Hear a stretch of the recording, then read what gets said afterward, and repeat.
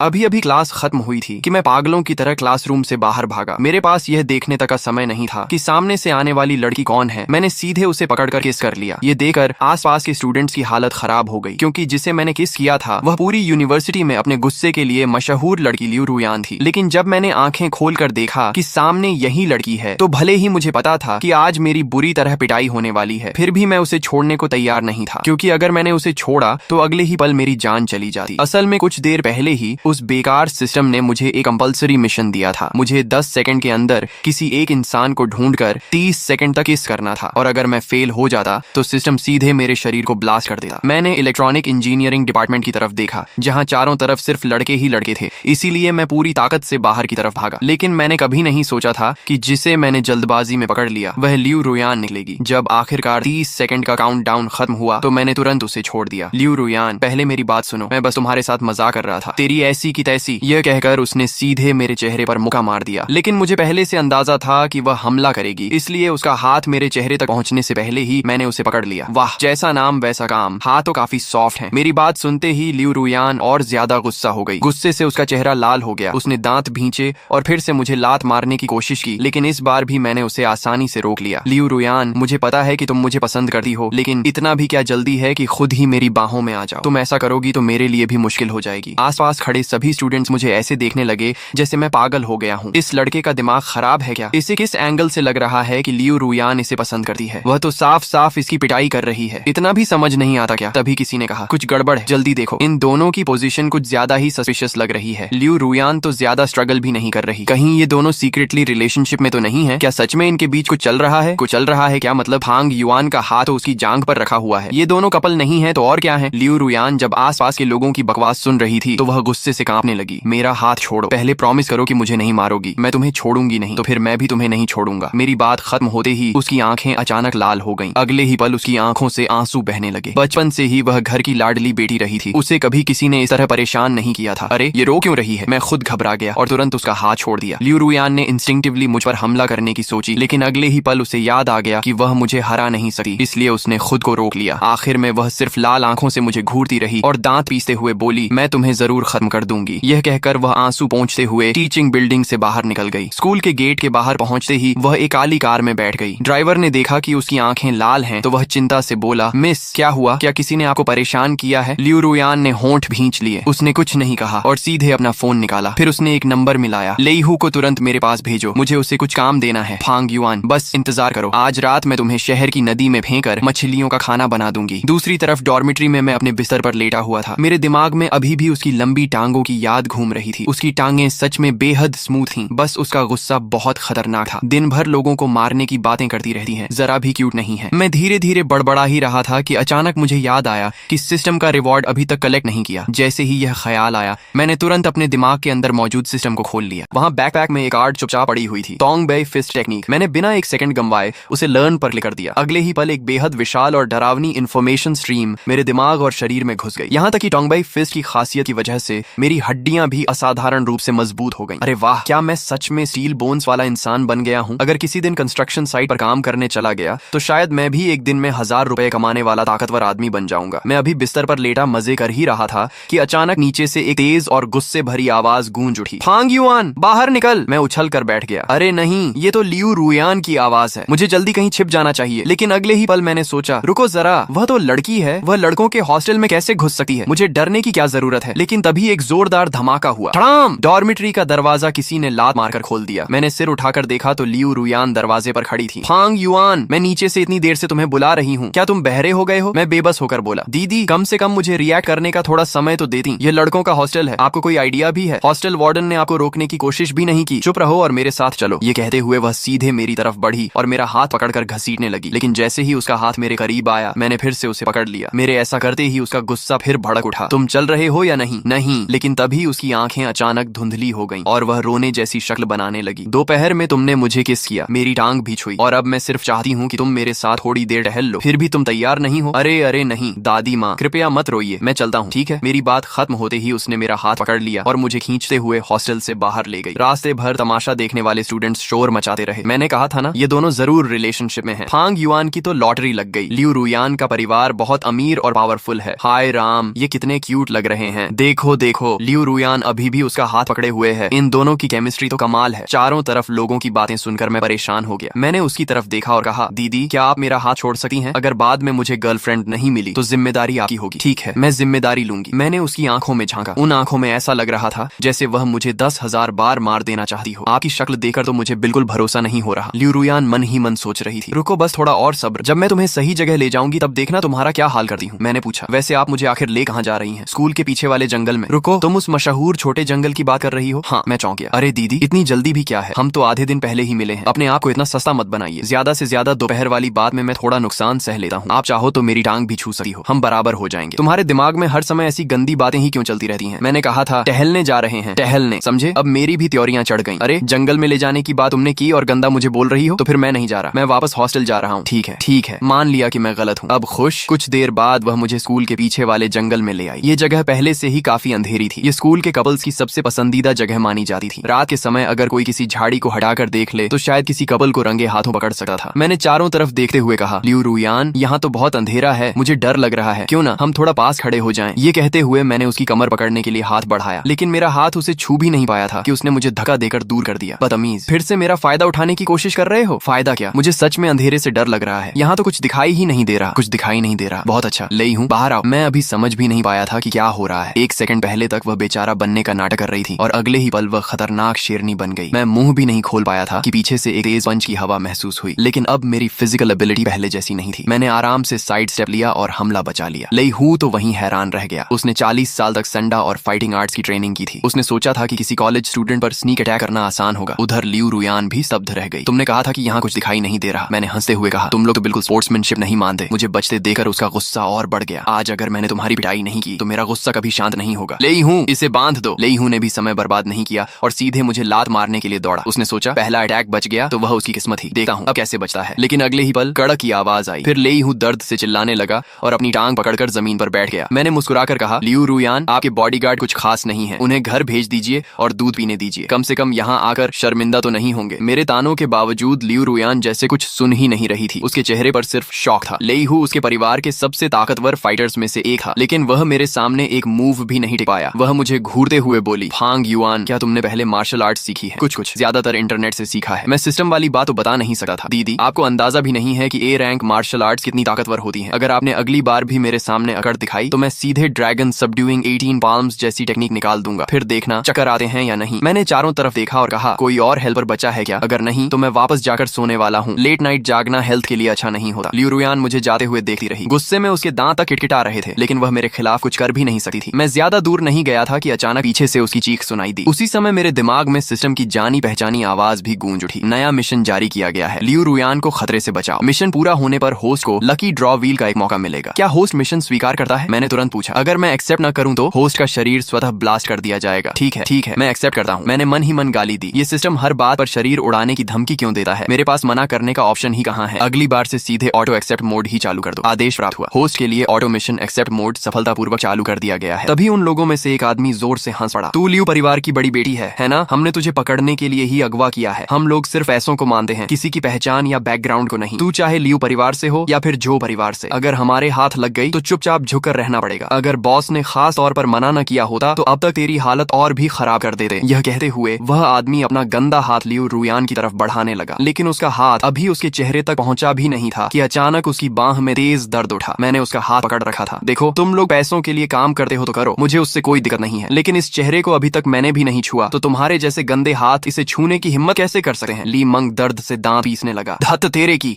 ये लड़का कहां से टपक पड़ा? फिर उसने गुस्से में चिल्लाकर कहा, लाओ सी, लाओ वो, जाओ और इस लड़के की टांगें तोड़ दो। मैंने बेबसी से आंखें घुमा ली। तुम अंडरवर्ल्ड वालों की भी एक ही बीमारी है, हर बात पर लोगों की टांगें तोड़ने दौड़ पड़ते हो। क्या तुम्हारे खानदान की पुश्तैनी कला ही यही है? मेरे पीछे खड़ी लियू रुयान ने जल्दी से धीमी आवाज में कहा, सावधान रहना, ये दोनों बहुत ताकतवर हैं। लेई हू को भी इन्होंने सिर्फ 2 मूव्स में बेहोश कर दिया था। मैं मुस्कुराया और बोला, समझ गया बेबी, अब बस खड़ी होकर मेरा शो देखो। मैंने आलस से मुस्कुराते हुए पीछे मुड़कर देखने की भी जरूरत नहीं समझी और सीधा उन दोनों की तरफ दौड़ पड़ा। लियू रुयान मेरी पीठ को देखती रह गई। कुछ पल के लिए वह सच में हैरान हो गई। क्या बात है, मैं सच में थोड़ा इमोशनल हो गई हूँ। ये क्या हो रहा है? सामने इतने खतरनाक लोग खड़े हैं, फिर भी फांग युआन को मेरी वजह से फंसने का जरा भी डर नहीं है। लेकिन उसकी यह भावना 2.5 सेकंड भी नहीं टिक पाई, क्योंकि अगले ही पल लाओ सी और लाओ, वो दोनों जमीन पर पड़े कराह रहे थे। मैंने आराम से पलटकर उसकी तरफ देखा और मुस्कुराते हुए कहा, कैसा लगा बेबी, मैं स्मार्ट लग रहा हूँ ना? लियू रुयान ने आंखें तरेड़ते हुए कहा, बकवास बंद करो और पहले मुझे खोलो। जैसा आदेश बड़ी मालकिन। मैं उसके बंधन खोलने ही लगा था कि तभी ली मंग धीरे धीरे चलते हुए मेरे सामने आ गया। मैंने सिर तक नहीं उठाया और शांत आवाज में कहा, भाई तुम्हारे बचे हुए 10-12 आदमी भी एक साथ आ जाएं तो मेरा कुछ नहीं बिगाड़ सकते। अक्लमंदी इसी में है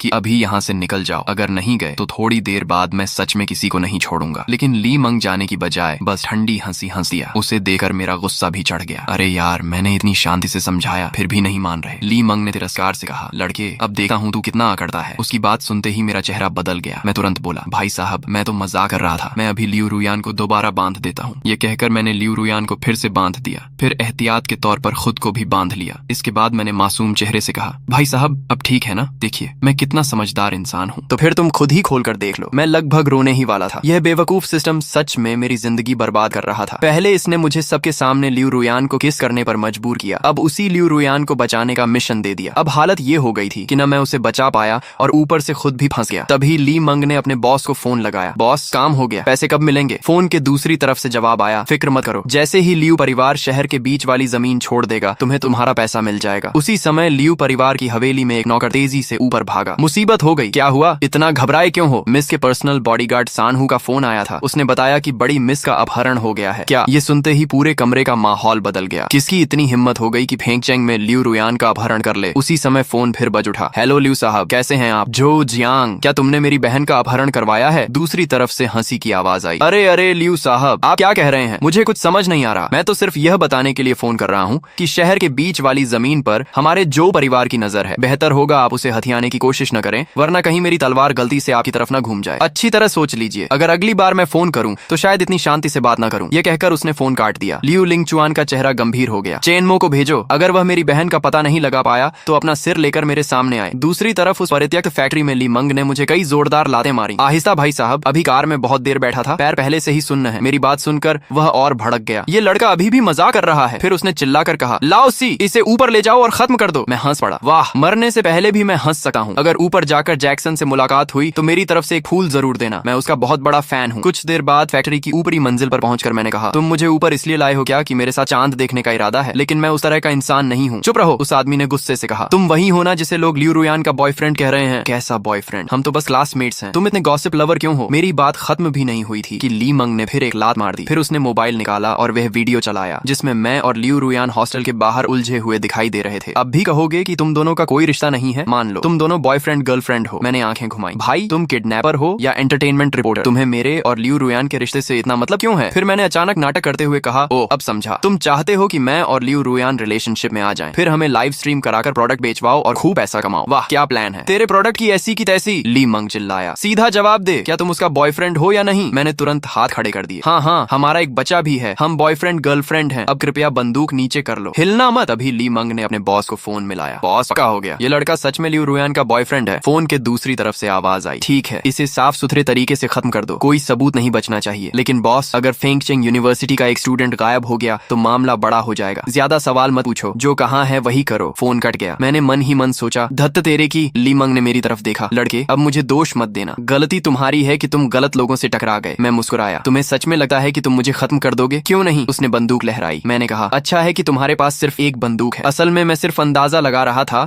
कि उसके पास एक ही बंदूक होगी, लेकिन इस मूर्ख ने खुद ही बात मान ली। मेरी बात सुनकर वह गुस्से से तमतमा गया और बंदूक सीधा मेरे सिर पर तान दी। एक बंदूक तुम्हें खत्म करने के लिए काफी नहीं है क्या? लेकिन इस बार मैं बिल्कुल नहीं डरा। मैंने अपना माथा आगे बढ़ाकर बंदूक की नली को छू लिया। पहला कारण यह था कि उसके बॉस ने उसे बंदूक न चलाने की चेतावनी दी थी। दूसरा कारण यह था कि लियू रुयान जैसी अमीर लड़की के गायब होने पर उसका भाई जरूर पूरे इलाके को खंगाल रहा होगा। मैं हंसकर बोला, चलाओ गोली, फिर लियू परिवार के लोग आवाज सुनकर यहाँ पहुंच जाएंगे। मेरी बात सुनकर ली मंग सच में घबरा गया, लेकिन वह फिर भी बोला, तो क्या हुआ? तू अभी भी बंधा हुआ है, मैं लात मार मार कर भी तुझे खत्म कर सकता हूँ। उसकी बात खत्म होते ही मैंने आराम से रस्सियां खोल दी। मूर्ख, ये रस्सियां मैंने खुद बांधी थी, मैं जब चाहूं खोल सकता हूँ। अब सच में उसकी हालत खराब हो गई। उसे पता था कि मेरी ताकत उसके मुकाबले बहुत ज्यादा है। घबराकर उसने गोली चला दी, लेकिन जब तक गोली चली मैं वहां से गायब हो चुका था। अगले ही पल उसकी दर्द भरी चीख गूंज उठी। मैंने उसकी टांग तोड़ दी थी। मेरी आंखों में बदले की चमक थी। तुमने मुझे 3 लातें मारी थी, मैंने तुम्हारी टांग तोड़ दी, हिसाब बराबर। नीचे मौजूद उसके आदमी हंस रहे थे और बातें कर रहे थे। लगता है ऊपर एक और आदमी खत्म हो गया। बॉस ने सीधे गोली क्यों नहीं मार दी? अगर कोई दुश्मन आ गया तो इस सुनसान जगह पर कौन आएगा? जल्दी काम खत्म करो, कल तक पैसा लेकर निकल जाएंगे। उधर नीचे बंधी हुई लियू रुयान ये सब सुनकर सुन्न रह गई। वह सोचने लगी, उस बड़े बदतमीज की मौत पर तो मुझे खुश होना चाहिए था, फिर मेरे दिल में इतना दर्द क्यों हो रहा है। उसकी आंखें भर आईं। बदतमीज, तुमने कहा था कि मुझे बचा कर ले जाओगे, फिर खुद कैसे मर गए? अगर तुम मुझे बचाने नहीं आते तो शायद तुम्हें मरना भी नहीं पड़ता। ये सब मेरी वजह से हुआ। अचानक उसने पूरी ताकत लगा दी और ऊपर की तरफ भाग पड़ी। अरे वह लड़की भाग गई, जल्दी पकड़ो। ऊपर पहुंचते ही लियू रुयान ने देखा कि एक परछाई जमीन पर पड़े दूसरे आदमी को बुरी तरह पीट रही है। उसे लगा कि फांग युआन को मारा जा रहा है। गुस्से में वह चिल्लाई, फांग युआन को छोड़ दो, मैं तुमसे लड़ूंगी। और वह सीधे कूद कर उस आदमी पर टूट पड़ी और जोर से काट लिया। अरे दीदी, क्या आप कुत्ता हैं? ये जानी पहचानी आवाज सुनते ही लियू रुयान रुक गई। उसने देखा कि सामने फांग युआन खड़ा है। फांग युआन, मुझे लगा तुम मर गए, मैं तुम्हारा बदला लेने आई थी। अच्छा हुआ तुम जिंदा हो। मैंने दर्द से अपना हाथ देखा, मेरा हाथ तो लगभग तुमने ही खत्म कर दिया। फिर मैंने उसे गौर से देखा, ये लड़की इतनी परेशान क्यों हो रही है? कहीं इसे सच में मुझसे प्यार तो नहीं हो गया? मैं मुस्कुराया और बोला, देखो तो सही, कैसा कांटा है तुमने। इतनी बहादुर लड़की मैंने जिंदगी में नहीं देखी। लियू रुयान खुशी और राहत से रोने लगी। मैंने हाथ पर बने दांतों के निशान को देखा और हंस पड़ा। वैसे शेप तो बुरा नहीं है, दिल जैसा लग रहा है। इसी बीच नीचे के बाकी गुंडे भी ऊपर पहुंच गए। उन्होंने अपने बॉस को जमीन पर पड़ा देखा तो घबरा गए। बॉस, बॉस, आपको क्या हुआ? ली मंग दर्द से चिल्लाया, मुझे छोड़ो, पहले इस लड़के को खत्म करो। बाकी गुंडों ने जैसे ही अपने बॉस की बात सुनी, वे सब मेरी तरफ बढ़ने लगे। लेकिन तभी एक जोरदार गोली की आवाज गूंज उठी। धड़ाम! गोली चलते ही सभी गुंडे डर के मारे तुरंत सिर पकड़कर जमीन पर बैठ गए। लगता है बंदूक के सामने सच में सब बराबर हो जाते हैं। मैंने बंदूक घुमाते हुए कहा, चलो अब सब लोग गाना गाओ। पुल के नीचे से गुजरती बतखें। बेचारे गुंडे डर के मारे तुरंत गाना गाने लगे। पुल के नीचे से गुजरती बतखें, आओ गिने कितनी हैं, 2 4 6 7 8। तभी मेरी नजर एक ऐसे आदमी पर पड़ी जो सबसे जोर से गा रहा था। मैंने जाकर उसे 2 लातें मार दी। अरे तूने तो गाना ही नहीं गाया। वह रोने जैसा मुंह बनाकर बोला, भाई मैं गा रहा था, सच में गा रहा था। मैंने फिर 2 लातें जड़ दी। मैंने कहा, नहीं गाया तो नहीं गाया। फिर मैं झुककर उसके कान के पास बोला, और सुन, जब मैं ऊपर जा रहा था सबसे ज्यादा शोर मचाने वाला भी तू ही था। मुझे सब याद रहता है, मैं छोटी छोटी बातें नहीं भूलता। बेचारा आदमी लगभग रो पड़ा। उसी समय सिस्टम की आवाज फिर सुनाई दी, बधाई हो होस्ट, आपने मिशन पूरा कर लिया है। लकी व्हील ड्रॉ सफलतापूर्वक एक्टिवेट हो गया है। लकी व्हील शुरू किया जा रहा है, कृपया प्रतीक्षा करें। कुछ सेकंड बाद फिर आवाज आई, बधाई हो होस्ट, आपको यन श्वंगिंग पोजेशन कार्ड प्राप्त हुई है। मैंने तुरंत उसे लर्न कर लिया। अगले ही पल मेरे दिमाग में फिर से ज्ञान का सैलाब उमड़ पड़ा। अब मेरे हाथ में पकड़ी बंदूक मुझे अपने शरीर का हिस्सा लग रही थी। मैंने सहजता से फिर एक गोली चलाई। गोली बिल्कुल सटीक जाकर एक गुंडे के पैरों के बीच जमीन में लगी। बेचारा डर के मारे वहीं पेशाब कर बैठा। वह कांपते हुए बोला, फांग युआन, मैं गा रहा था, मैं पूरी मेहनत से गा रहा था। मैंने हंसकर कहा, घबराओ मत, मैं तो बस अपनी एम प्रैक्टिस कर रहा था। फिर मुझे कुछ याद आया, अरे हाँ, तुम्हें मून वॉक करना आता है ना? उठो और जरा डांस करके दिखाओ। लाओ। सी का चेहरा उतर गया। उसे लग रहा था कि उसने पहले जो डींगे मारी थी उसी की सजा मिल रही है। उसी समय बाहर अधूरी इमारत के पास वॉशरूम से लौटकर लियू रुयान अंदर आई। उसके चेहरे पर राहत साफ दिखाई दे रही थी। वह चलते हुए मेरे पास आकर बोली, अब जाकर चैन मिला, इतनी देर से रोक रखा था। मैंने माथा पकड़ लिया। दीदी, जरा लड़की जैसी बातें भी कर लिया करो। जो नहीं जानता होगा उसे लगेगा कि तुम किसी डाकू गिरोह की सरदार हो। अब जब खतरा खत्म हो चुका था, लियू रुयान का पुराना गुस्सैल स्वभाव वापस आ गया। यकीन मानो, मैं अभी तुम्हें खत्म कर सकती हूँ। ये कहते हुए उसने फिर मुझे लात मारने की कोशिश की, लेकिन मैंने हमेशा की तरह उसकी टांग पकड़ ली। फांग युआन, तुम फिर मेरा फायदा उठा रहे हो, मुझे छोड़ो, मैं तुम्हें मार डालूंगी। मैंने बेबस होकर कहा, दीदी, हर समय मारने पीटने की बातें मत किया करो, थोड़ा सभ्य बनो। सभ्य तुम्हारा सिर। उधर फैक्ट्री के बाहर लियू लिंग चुआन गोली की आवाज का पीछा करते हुए वहां पहुंच चुका था। एक आदमी उसके पास दौड़कर आया और बोला, यंग मास्टर, ड्रोन ने अंदर की लगभग सारी स्थिति स्कैन कर ली है। तो फिर वो सीधे बोलो। लियू लिंगचुआन ने ड्रोन की फीड वाला टैबलेट छीन लिया, लेकिन स्क्रीन देखते ही वह खुद भी सन्न रह गया। फैक्ट्री की पहली मंजिल पर दर्जनों गुंडे बंधे हुए बैठे थे। सबके सब गाना गा रहे थे और उनमें से एक आदमी मून वॉक भी कर रहा था। कुछ लोग गा रहे थे, कुछ नाच रहे थे और सब रस्सियों से बंधे हुए थे। लियू लिंगचुआन कुछ सेकंड तक चुप रहा, फिर बोला, ये लोग आखिर कर क्या रहे हैं? उसके साथ खड़े लोग भी हैरान थे। क्या इन लोगों की कोई अजीब हॉबी है? बंधे हुए होकर गाना और डांस करना। ये लोग किस तरह की पार्टी कर रहे हैं? अचानक सीन बदल गया। मैं अभी भी लियू रुयान की टांग पकड़े हुए था और उसे छेड़ते हुए मुस्कुरा रहा था, जबकि लियू रुयान गुस्से से मुझे घूर रही थी। उसी समय बाहर से देख रहे लियू लिंगचुआन ने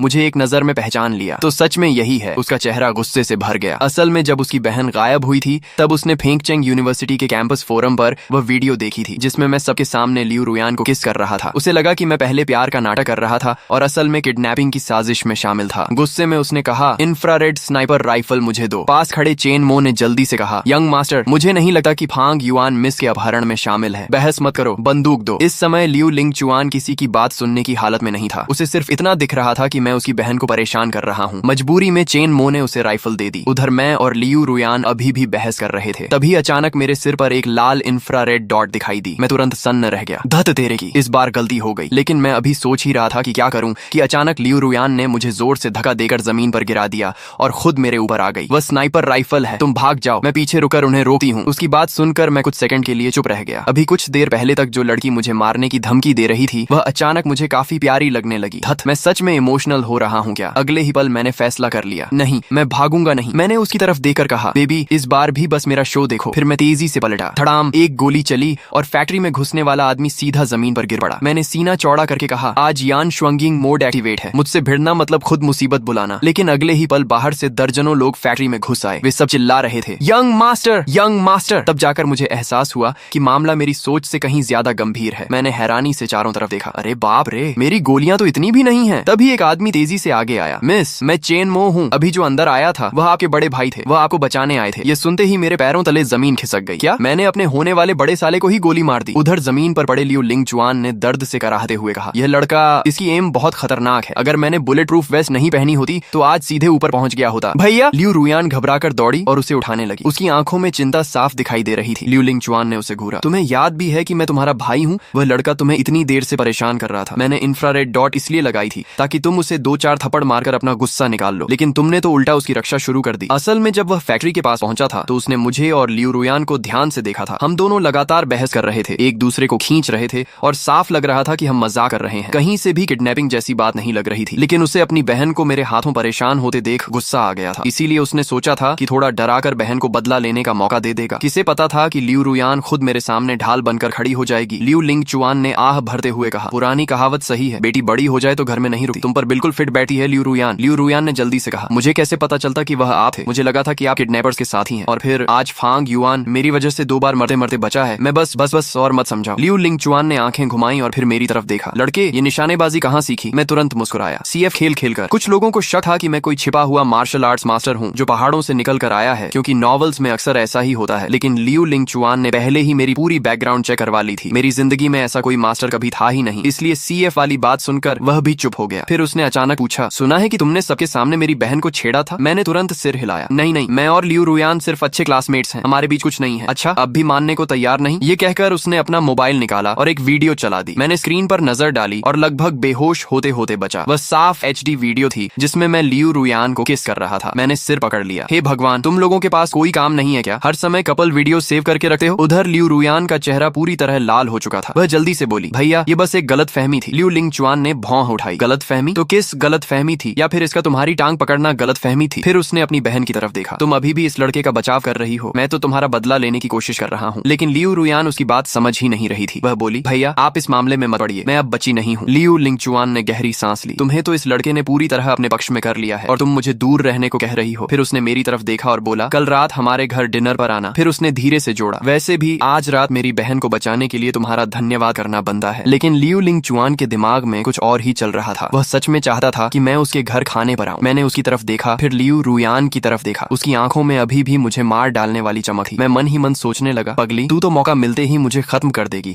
ऐसे में तेरे घर खाने पर जाना जान है तो जहान है। लेकिन अगले दिन मेरी सारी प्लानिंग फेल हो गई। सुबह से ही लियू रुयान ने मुझे 65 मिस्ड कॉल्स कर दी। 60वीं कॉल आते ही मैंने फोन उठा लिया, क्योंकि मुझे अच्छी तरह पता था कि अगर मैंने फोन नहीं उठाया तो पिछली बार की तरह वह सीधे हॉस्टल में घुस आएगी। हेलो दीदी, क्या तुम मुझे कॉल करके मार डालना चाहती हो? दूसरी तरफ से तुरंत आवाज आई, चुप रहो, जल्दी नीचे आओ, मैं स्कूल गेट पर काफी देर से तुम्हारा इंतजार कर रही हूँ। मैंने लंबी सांस ली, लगता है आज बचना मुश्किल है। फोन काटने के बाद लियू रुयान ने अपने भाई को भी फोन लगाया, भैया घर में खाना तैयार है ना? मैं और फांग युआन निकल रहे हैं। दूसरी तरफ से लियू लिंग चुआन बोला, रुयान कल की घटना के चक्कर में मैं ये बात भूल गया, आज मुझे जोऊ परिवार के लोगों के साथ डिनर पर जाना है, तो फिर मुझे और फांग युआन को भी साथ ले चलो ना। अगर मैं वहाँ नहीं रहूंगी तो मजा ही क्या आएगा। आज का मामला बहुत बड़ा है, तुम्हारा वहाँ जाना ठीक नहीं होगा। अगर आप ऐसा कह रहे हैं तो अब तो मैं जरूर जाऊंगी। लियू लिंग चुआन ने हार मान ली, ठीक है, लेकिन तुम दोनों वहाँ ज्यादा बातें मत करना। मीटिंग कहाँ है? छुआने लो। करीब आधे घंटे बाद मैं और लियू रुयान एक काली कार में बैठे शहर के बाहरी इलाके की तरफ जा रहे थे। घने जंगल को पार करने के बाद हम एक पुरानी लेकिन बेहद शानदार 3 मंजिला इमारत के सामने पहुंचे। जैसे ही मैं कार से उतरा मेरी आंखें चमक उठी। मैं ऐसे इधर उधर देखने लगा जैसे कोई गांव का आदमी पहली बार बड़े शहर आया हो। रुयान जल्दी देखो, वह बुगाटी है क्या? मैंने तो फेंगचेंग में कभी ऐसी कार नहीं देखी। फिर मैंने दूसरी तरफ देखा और चिल्लाया, अरे वह लोहन सॉन्ग ट्री है क्या? इतने सारे एक साथ, और उधर भी देखो। लियू रुयान ने माथा पकड़ लिया, क्या तुम 2 मिनट चुप नहीं रह सकते? चलो अंदर, भैया और बाकी लोग शायद पहले ही पहुंच चुके होंगे। इसके बाद हम दोनों उस इमारत के अंदर चले गए, लेकिन दरवाजे पर पहुंचते ही मैं चौंक गया। वहाँ एयरपोर्ट जैसी सिक्योरिटी चेकिंग मशीन लगी हुई थी। मैंने हैरानी से पूछा, ये रेस्टोरेंट है या एयरपोर्ट? इतनी सिक्योरिटी क्यों? लेकिन लियू रुयान बिल्कुल शांत थी। वह पहले भी कई बार यहाँ आ चुकी थी। उसने समझाया छुआनयू लो के अंदर किसी को भी नाइफ, गन या किसी भी तरह का वेपन ले जाने की अनुमति नहीं है। यहाँ किसी भी तरह की वायलेंस पूरी तरह फॉरबिडन है। जो भी नियम तोड़ेगा उसे यहाँ से बाहर निकाल दिया जाएगा और हमेशा के लिए ब्लैक लिस्ट कर दिया जाएगा। फिर उसने एक पुरानी घटना सुनाई। जब हमारा लियू परिवार अभी फेंगचेंग का सबसे बड़ा परिवार नहीं बना था, तब उन्होंने एक चाल चली थी। उस समय मो परिवार सबसे ताकतवर परिवार था। हमारे परिवार ने उन्हें इतना भड़का दिया कि उन्होंने यहीं डाइनिंग टेबल पर फोर्क और नाइफ उठाकर हमला कर दिया। बस फिर क्या था, उन्होंने रूल तोड़ दिया और हमेशा के लिए ब्लैकलिस्ट हो गए। बाद में उनका प्रभाव खत्म हो गया और हमारा परिवार शहर का सबसे ताकतवर परिवार बन गया। मैं यह सुनकर दंग रह गया। सिर्फ एक रूल की वजह से इतना बड़ा परिवार खत्म हो गया था। इससे साफ था कि इस जगह के मालिक की ताकत कितनी बड़ी होगी। उसी समय सिक्योरिटी स्टाफ ने मुझे रोक लिया। सर, आपके पास एक फ्रूट नाइफ है, कृपया इसे जमा कर दीजिए। बाहर निकलते समय हम आपको वापस कर देंगे। मैंने तुरंत जेब से छोटी नाइफ निकाली। लियू रुयान ने मुझे घूरते हुए कहा, अरे बेवकूफ, खाना खाने आए हो या लड़ाई करने? मैंने मासूमियत से जवाब दिया, तुम्हारे साथ रहते हुए कौन जानता है कब फिर कोई प्रॉब्लम खड़ी हो जाए। गन तो मेरे पास है नहीं, इसलिए सेल्फ डिफेंस के लिए नाइफ रख ली थी। यह सुनकर लियू रुयान कुछ सेकंड तक मुझे देखती रही। फिर उसने धीरे से कहा, तुम सच में थोड़े से बेवकूफ हो। उसकी आवाज पहले जैसी गुस्से वाली नहीं थी, बल्कि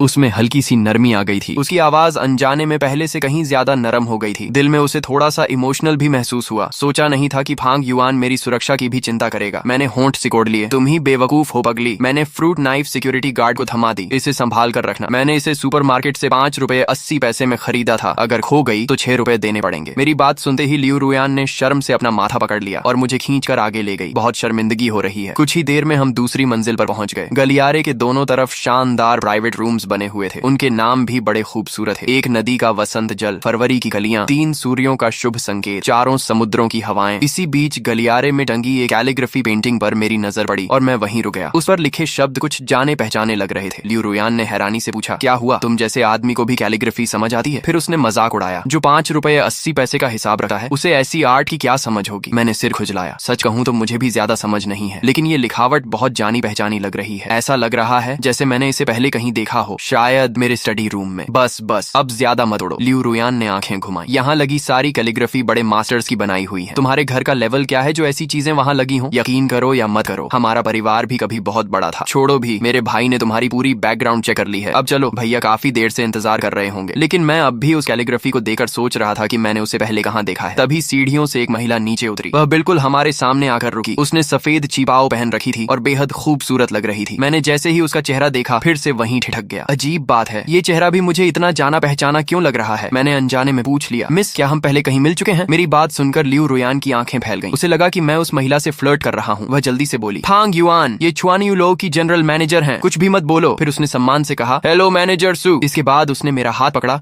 और लगभग घसीटे हुए वहां से ले गई। उसे डर था कि मैं कोई नई मुसीबत न खड़ी कर दूं। मैंने चलते चलते पूछा, इतनी जल्दी क्यों भाग रही हो? लियू रुयान ने मेरी कमर में चुटकी काटी। मैं तुम्हें बता रही हूँ, मैनेजर सू फेंगचेंग की बहुत बड़ी हस्ती है। छुआनयू लो के पीछे जो असली ताकत है, उससे उनका गहरा संबंध है। अगर तुमने उन्हें नाराज कर दिया तो बड़ी मुसीबत हो जाएगी। मैंने हंसते हुए कहा, अच्छा समझ गया। फिर मैंने उसे घूरते हुए पूछा, वैसे लियू रुयान, तुम मुझे इतना कंट्रोल क्यों करती हो? कहीं तुम मुझे पसंद तो नहीं करने लगी? ये सुनते ही उसका चेहरा लाल हो गया। कौन तुम्हें पसंद करेगा? फिर उसने दांत पीसकर कहा, जब तक मैं तुम्हारी हड्डियां नहीं तोड़ देती तब तक तुम्हें किसी दूसरी लड़की के साथ घूमने की इजाजत नहीं है। मैं हंस पड़ा। अच्छा, मुझे भी कोई खास फर्क नहीं पड़ता। उधर पीछे खड़ी मैनेजर सू वनकिंग हम दोनों को दूर जाते हुए देख रही थी। उसके होंठों पर एक रहस्यमयी मुस्कान उभर आई। फिर उसने मोबाइल निकाला और एक नंबर मिलाया। मास्टर, अभी अभी एक बहुत दिलचस्प बात हुई है। उसी समय दूसरी तरफ प्राइवेट रूम के अंदर जो जियांग के बड़े भाई जो तियानमिंग इस मामले को शांत करने के लिए फेंगचेंग के डेप्यूटी लीडर तान तियानजियान को साथ लेकर आए थे। इसी बीच मैं और लियू रुयान भी रूम के अंदर पहुंच गए। सॉरी, हम थोड़े लेट हो गए। लियू लिंगचुआन ने सबकी तरफ देखते हुए कहा, आओ मैं तुम्हारा परिचय कराता हूँ। ये फेंगचेंग के डेप्यूटी लीडर मिस्टर टान है। तुम इन्हें टान अंकल कह सकती हो। बाकी लोगों को शायद तुम पहले से जानती हो। फिर उसने मेरी तरफ इशारा किया। ये फांग युआन है, रुयान का क्लासमेट। जहाँ तक जो परिवार के दोनों भाइयों का सवाल था,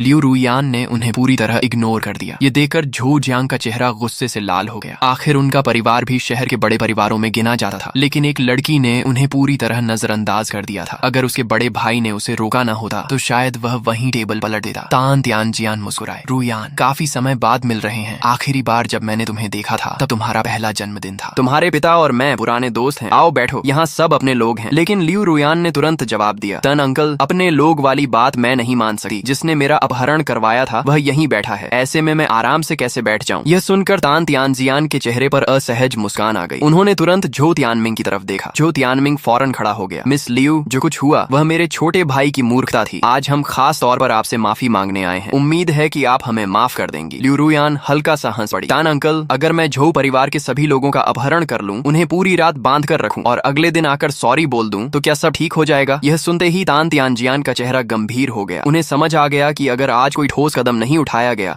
तो यह लड़की मामला छोड़ने वाली नहीं है। उन्होंने झो जियांग की तरफ देखा। जियांग, अब जबकि पीड़ित खुद यहाँ मौजूद है, तुम तुरंत मिस लियू से घुटनों के बल बैठकर माफी मांगो। झो जियांग कुछ बोलना चाहता था, लेकिन उसके बड़े भाई ने गुस्से से डांट दिया। जो कहा है वही करो, घुटनों के बल बैठो और माफी मांगो। आखिरकार झो जियांग ने अनिच्छा से सिर उठाया और लियू रुयान की तरफ देखने लगा। लेकिन एक आदमी होकर किसी औरत के सामने घुटने टेकना, यह बात झो जियांग के गले नहीं उतर रही थी। वह कुछ पल तक झिझका, फिर आखिरकार दांत भींचकर बोला, मिस लियू, मुझसे गलती हो गई थी। उस समय मुझ पर लालच हावी हो गया था, कृपया मुझे माफ कर दीजिए। इतना कहकर वह धड़ाम से लियू रुयान के सामने घुटनों के बल बैठ गया। लेकिन लियू रुयान अभी कुछ कह भी नहीं पाई थी कि मैं पूरी तरह कंफ्यूज हो गया। रुको जरा, तुम लोगों ने कहा था कि हम डिनर पर आए हैं। यहाँ तो कोई घुटने टेक रहा है, कोई माफी मांग रहा है। ये डिनर है या ड्रामा शो? लियू रुयान ने मुझे घूरा। कौन सा ड्रामा? यही आदमी कल मेरा किडनैपर था, झो परिवार का झो जियांग। मैंने तुरंत पूछा, क्या यही हराम? मेरा मतलब यही आदमी था जिसने तुम्हारा अपहरण करवाया था? हाँ, यही था। इतना सुनते ही मेरा खून खौल उठा। मैंने बिना सोचे समझे उसे लात मारने के लिए पैर उठाया। तभी लियू रुयान घबरा गई। फांग युआन, रुको! वह तुरंत दौड़कर आई और मुझे कसकर पकड़ लिया। मत मारो, यहाँ लड़ाई हुई तो बहुत बड़ी मुसीबत हो जाएगी। मैंने किसी तरह खुद को रोका, क्योंकि रास्ते में आते समय लियू रुयान मुझे छुआनेयू के रूल्स के बारे में बता चुकी थी।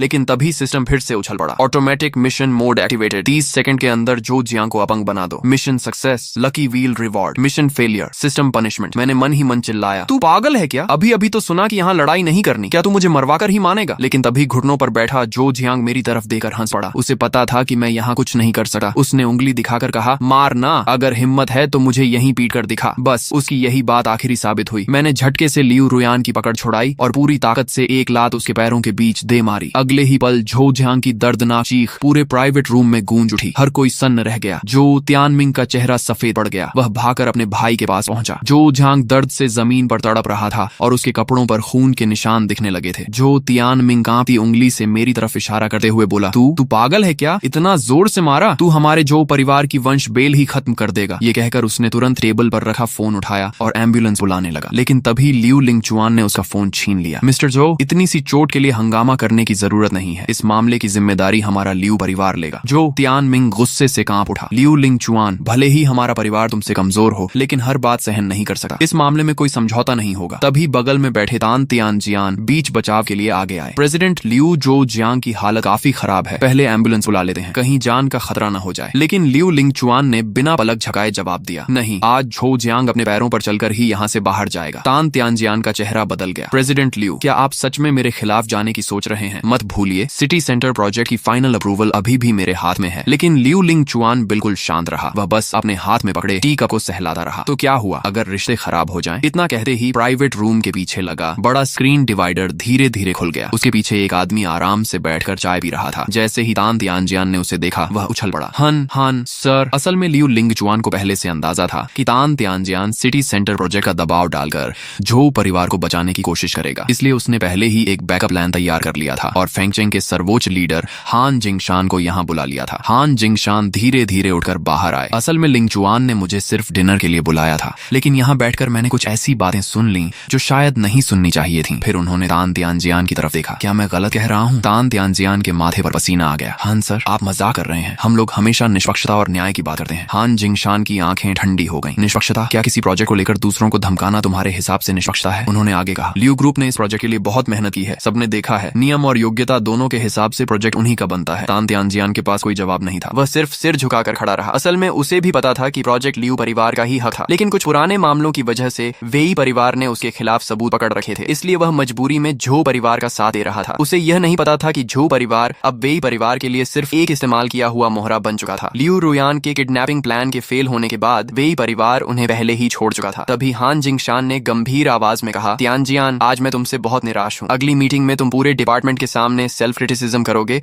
और तुम्हारी प्रमोशन फाइल भी फिलहाल रोक दी जाएगी। अगर तुमने अपना रवैया नहीं बदला तो आगे क्या होगा ये तुम्हें पता है। तान तियानजियान का चेहरा उतर गया। जी हां सर। फिर हान जिंगशान ने कमरे में मौजूद सभी लोगों की तरफ देखा और कहा, आज मैं यहाँ फेंगचेंग के लीडर के रूप में सिर्फ एक काम करूंगा, निष्पक्ष फैसला। झो जियांग घायल हुआ है, इसलिए उसका इलाज होगा। लिंगचुआन, एम्बुलेंस बुलाओ और उसे हॉस्पिटल भेजो। लियू लिंगचुआन कुछ कहना चाहता था, लेकिन हान जिंगशान ने हाथ उठाकर रोक दिया। मेरी बात मानो। फिर उन्होंने आगे कहा, और जहां तक उसे घायल करने वाले व्यक्ति का सवाल है, मैं खुद इस मामले को संभालूंगा। छुआनेयू लो के मालिक ने भी साफ कर दिया कि यह पूरी घटना मेरी व्यक्तिगत हरकत थी। और इसका लियू परिवार से कोई संबंध नहीं है। साथ ही जो जियांग के किडनैपिंग केस को लेकर भी उन्होंने कहा कि जब वह ठीक हो जाए तो खुद जाकर आत्मसमर्पण करे। ऐसे फैसले से सब संतुष्ट है ना? ये सुनकर झोउ तियानमिंग, जो अभी तक सोच रहा था कि आज लियू परिवार बर्बाद हो जाएगा, उसका चेहरा तुरंत बदल गया। हां सर, यह फांग युआन साफ तौर पर लियू परिवार के साथ आया था, वह उन्हीं का आदमी है। हान जिंगशान ने मेरी तरफ देखा और शांत स्वर में पूछा, छोटे भाई तुम्हारा नाम क्या है? मैंने बिना झिझक जवाब दिया, मेरा नाम फांग युआन है। और बूढ़े साहब, मुझे लगता है आप काफी न्यायप्रिय इंसान हैं। मैंने झोउ जियांग को इसलिए मारा क्योंकि उसने कल रात लगभग मेरी और लियू रुयान की जान ले ली थी। इसका लियू परिवार से कोई लेना देना नहीं है। मेरे मुंह से बूढ़े साहब सुनकर भी हान जिंगशान नाराज नहीं हुए, बल्कि मन ही मन उन्हें लगा कि यह लड़का वफादार है। फिर उन्होंने झोउ तियानमिंग की तरफ देखा। सुना, इसका नाम फांग युआन है, लियू नहीं। करीब 10 मिनट बाद एम्बुलेंस भी आ गई और पुलिस भी पहुंच गई। झोउ जियांग को हॉस्पिटल भेज दिया गया, जबकि मुझे पुलिस कार में बैठा लिया गया क्योंकि छुआनयू लॉ के अंदर गंभीर हिंसक घटना हुई थी। उसी समय सु वनकिंग भी मौके पर पहुंच गई, लेकिन जब उसने देखा कि घायल करने वाला व्यक्ति मैं हूं तो वह कुछ पल के लिए चौंक गई। यह क्या हुआ? हान जिंगशान ने उसकी तरफ देकर हल्की मुस्कान के साथ कहा, मैनेजर सु, जरा एक तरफ चलकर बात करते हैं। उधर लियू रुयान बेहद परेशान हो गई थी। वह पुलिस कार के पीछे भागकर सब कुछ समझाना चाहती थी, लेकिन लियू लिंगचुआन ने उसे रोक लिया। अभी जल्दीबाजी मत करो, पहले घर चलते हैं। फिर वह शांति से झोउ तियानमिंग के सामने जा खड़ा हुआ। मैंने तुम्हें मौका दिया था, लेकिन तुमने खुद रिश्ते खराब करने का फैसला किया। 3 दिन, बस 3 दिन के अंदर तुम्हारा झोउ परिवार खत्म हो जाएगा। झोउ तियानमिंग के गले से थूक निकलना भी मुश्किल हो गया। उसे समझ आ गया था कि सब खत्म हो चुका है। अगर हान जिंगशान और छुआनयू लो के मालिक दोनों लियू परिवार के साथ हैं, तो लियू परिवार को कोई नुकसान नहीं होगा। अब खुद को बचाने का सिर्फ एक ही रास्ता था। उसने तुरंत कहा, प्रेसिडेंट लियू, किडनैपिंग की पूरी योजना सिर्फ एक आदमी की थी। इसका मुझसे और झोउ परिवार से कोई संबंध नहीं है। क्या मुझे जीने का एक मौका मिल सकता है? लियू लिंगचुआन ने ठंडी नजर से उसकी तरफ देखा। मुझे मरने वाले लोगों पर दया नहीं आती। यह कहकर वह मुड़ने ही वाला था कि झोउ तियानमिंग ने जल्दी से कहा, हमारा झोउ परिवार शुरू से ही वेई परिवार का मोहरा रहा है। ये बात आप भी जानते हैं। मैं जीना चाहता हूँ। अगर आप मुझे छोड़ दें तो मैं वेई परिवार की सारी जानकारी आपको दे दूंगा। लियू लिंगचुआन ने ठंडे स्वर में कहा, वेई परिवार का हाथ जहां तक आएगा मैं वहीं काट दूंगा। फेंगचेंग में मैं उनसे नहीं डरता, लेकिन झोउ तियानमिंग ने अगला दांव खेला। सुना है आपके पिता 2 साल पहले अचानक लोंगचेंग चले गए थे। क्या आप नहीं जानना चाहते कि वह वहां क्यों गए? ये सुनते ही लियू लिंगचुआन के कदम रुक गए। झोउ तियानमिंग जुआ खेल रहा था। उसे उम्मीद थी कि लियू लिंगचुआन अपने पिता की खबर जानना चाहेगा, और वह सही निकला। लियू लिंगचुआन धीरे से पलटा और बोला, अगर मुझे वह जानकारी नहीं मिली जो मैं चाहता हूँ तो तुम्हारा पूरा झोउ परिवार खत्म हो जाएगा। फिर उसने अपनी बहन की तरफ देखा, रुयान तुम पहले घर, लेकिन वह बात पूरी भी नहीं कर पाया। रुयान कहाँ गई? एक बॉडीगार्ड ने जवाब दिया, मैंने अभी अभी मिस लियू को बाहर भागते देखा था। लियू लिंगचुआन का माथा सिकुड़ गया। कहीं वह फांग युआन के पीछे तो नहीं चली गई? उसने तुरंत लोगों को आदेश दिया कि झोउ तियानमिंग को कार में बिठा कर ले जाएं। फिर वह खुद बाहर दौड़ पड़ा, लेकिन जब तक वह मेन गेट तक पहुंचा, लियू रुयान पहले ही कार लेकर निकल चुकी थी। मजबूरी में उसने उसे फोन लगाया, रुयान कहाँ जा रही हो? दूसरी तरफ से तुरंत जवाब आया, फांग युआन ने मेरी खातिर हाथ उठाया था, मैं उसे ऐसे अकेला नहीं छोड़ सकती। मैं पुलिस को सच बताने जा रही हूँ। फोन पर उसकी आवाज रोने जैसी हो गई थी, लेकिन लियू लिंगचुआन का ध्यान किसी और बात पर था। अगर यह साबित हो गया कि फांग युआन का लियू परिवार से गहरा संबंध है तो हान जिंगशान की सारी मेहनत बेकार हो जाएगी। तभी लियू रुयान ने कहा, भैया आपने बचपन से मुझे सिखाया है कि एहसान नहीं भूलना चाहिए। फांग युआन ने मेरे लिए बहुत कुछ किया है। अगर आज हम सारी गलती उसी के सिर पर डाल दें तो मैं खुद को कभी माफ नहीं कर पाऊंगी। मैं जरूर जाऊंगी। ये सुनकर लियू लिंगचुआन कुछ पल चुप हो गया। उसे पहली बार महसूस हुआ कि उसकी बहन सच में कितनी परेशान है। फिर अचानक वह हंस पड़ा, सच सच बताओ, क्या तुम इस लड़के को पसंद करने लगी हो? भैया हम यहाँ सीरियस बात कर रहे हैं। लियू रुयान का चेहरा लाल पड़ गया। आप जाएं या न जाएं, मैं फांग युआन को बाहर निकाल कर ही रहूंगी। लियू लिंगचुआन ने आखिरकार हार मान ली। ठीक है, मैं वादा करता हूँ कि आज रात फांग युआन सुरक्षित तरीके से पुलिस स्टेशन से बाहर आ जाएगा। उस पर कोई असर नहीं पड़ेगा। सच, अगर भरोसा नहीं है तो खुद पुलिस स्टेशन के बाहर इंतजार कर लेना। रात 12 बजे से पहले वो बाहर होगा। ठीक है, मैं अभी अंकल जिन से कैंपर वैन मंगवाती हूँ। आज रात मैं वहीं रुकूंगी। फोन कटने के बाद लियू लिंगचुआन ने आह भरी। सच में बेटियां बड़ी हो जाएं तो उन्हें रोका नहीं जा सकता। उधर छुआनयू लो के प्राइवेट रूम में सु वनकिंग ने हान जिंगशान से पूछा, हान सर, आप कहना चाहते हैं कि चोट पहुंचाने वाला यही फांग युआन था? हान जिंगशान ने सिर हिलाया। हाँ, मैं पूरी घटना के दौरान वहीं मौजूद था। सु वनकिंग ने कहा, लेकिन अगर मुझे सही याद है तो फांग युआन को लियू परिवार ही यहाँ लेकर आया था, और छुआनयू लो में लड़ाई करने का अंजाम आप जानते हैं। हान जिंगशान मुस्कुराए, इसीलिए मैंने आपसे अलग बात करने को कहा। 13 साल पहले लोंगचेंग में मेरी मुलाकात तुम्हारे मालिक से हुई थी। उस समय मैंने उनकी जान बचाने के लिए एक गोली खाई थी। वह मुझ पर एक एहसानमंद है। इस बार लियू परिवार को छोड़ देना उसी एहसान की वापसी समझ लो। सु वनकिंग कुछ पल चुप रही, फिर बोली, हन सर, क्या आप सच में उस एक एहसान को इस मामले में इस्तेमाल करना चाहते हैं? हमारे मालिक ने कहा था कि अगर आपको कभी लोंगचेंग वापस लौटना हो तो वह आपकी पूरी मदद करेंगे। अगर आपने यह एहसान अभी खर्च कर दिया तो शायद वह मौका फिर न मिले। हान जिंगशान हल्के से मुस्कुराए, तुम्हारे मालिक को मेरी तरफ से धन्यवाद कहना, लेकिन मैं उस जगह वापस नहीं जाना चाहता। लियू परिवार ने मुझ पर एहसान किया था और मैं तुम्हारे मालिक का एहसानमंद हूँ। हर चीज का एक चक्र होता है, शायद अब वह पूरा होने का समय आ गया है। यह कहकर उन्होंने दोनों हाथ जोड़ दिए। बस यही फैसला है और जब कभी मैं लोंग चेंग आऊं तो अपने मालिक से कहना कि मुझे एक साधारण भोजन जरूर खिलाएं। सु वन किंग मुस्कुराई और उन्हें विदा किया, लेकिन जैसे ही हान जिंगशान वहां से गए उसने तुरंत एक फोन मिलाया। मास्टर, आपको पता है, लगता है फांग युआन ने लोगों को पीटना भी सीख लिया है। दोस्तों, फिलहाल इस मैनवा के सिर्फ इतने ही पार्ट्स आए हैं। जैसे ही इसके नए पार्ट्स रिलीज होंगे मैं उन्हें सब